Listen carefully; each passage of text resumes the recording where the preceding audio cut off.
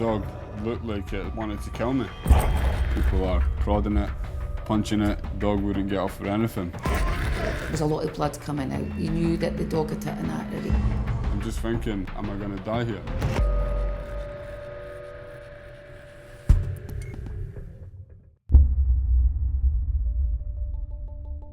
I was 13 at the time. It was summer of 2010. Just on a hot summer day, going to my friends to play football. His mum came out, "Oh sorry, he's not in." Then I sat down to give him a call. The dog, it was weird, it wasn't its usual self. Immediately I'm thinking, what's going on here? But because I knew the dog, the last thing I thought was that it was going to try and, end my life. Next thing I know, I tried to go for my neck. If a dog is behaving aggressively, it could be territorial. Don't run and don't try to intimidate the dog. Stand side on and slowly back away. I ran as fast as I could because the dog looked like it wanted to kill me. I tried to vault over the fence and I'm thinking I've escaped. Then the dog, full force, just bites. If the dog starts to attack, protect your neck and face above all else. And no matter what, stay on your feet. If you can't get away or you're out in the open, use something to shield yourself from the dog's bite. If you're forced to fight back, target the dog's most vulnerable areas. I heard a scream, and then that's where I seen Nicky and the dog. The dog's just gripped on the bicep. He was screaming, like for help. People are prodding it, punching it, the dog wouldn't get off for anything. There was nothing I could have done. I just knew I needed to do something. If a dog's got a hold of someone, don't pull at it. This could make the injuries much more severe. Jabbing something such as a stick or spraying water into the dog's mouth could make it release its grip. If that doesn't work, try and get something over the dog's head to blind and disorientate it. If all else fails, try and cut off the dog's airways. The owner of the dog was pulling the dog's leash, but I shouted at her to stop. I'm seeing all the blood coming through from my top. I'm just thinking, am I going to die here? We had to get the dog's mouth open. I got my sweeping brush. They must have welded it in the jaw of the dog.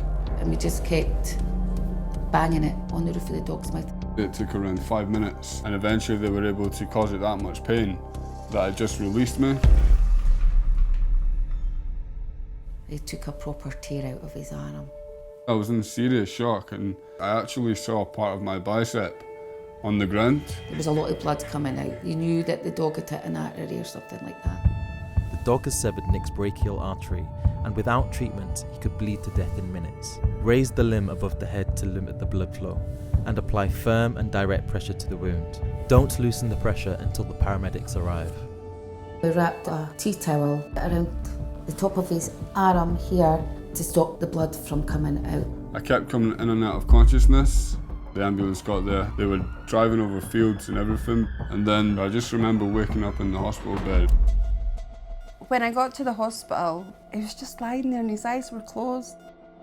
I actually asked him if I could look at it. It was the most disgusting mess. They then told me, look, you've done serious damage to your arm. There's thoughts that we may need to amputate it. They actually found one of the dog's teeth in his artery. It was just so surreal. I didn't know how many arms my son would have when he came out of that operating theatre.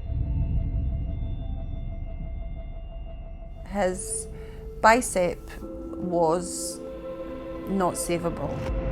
I woke up, they had to take veins from the leg to help support the blood flow in my arm. And that was the only possible way they could keep the arm on.